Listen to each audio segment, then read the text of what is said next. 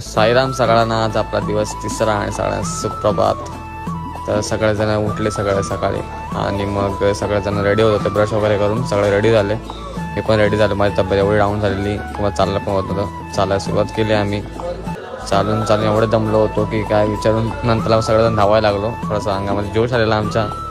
तर नाचत वगैरे तब्येत डाऊन असतं पण आणि आम्ही पोहोचलो नाश्ता हॉलवरती पोचलो.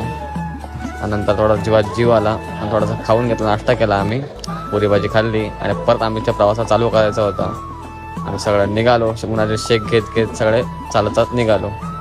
नंतर पोचलो आम्ही दुपारी जेवणाच्या ह्याच्यावरती. मस्त फ्रेश वगैरे झालो आणि जेवून लगेच आलो. फ्रेश वगैरे झालो आणि परत आम्ही रात्रीच्या वस्तीला निघालो.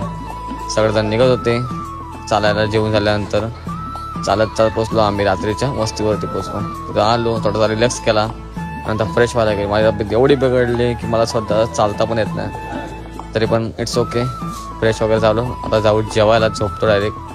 जेवण डायरेक्ट झोपायला आलो कारण माझी एवढी तब्येत बिघडलेली. ओम साईराम. आता पुढच्या ब्लॉगमध्ये नक्की भेटू. Bye bye.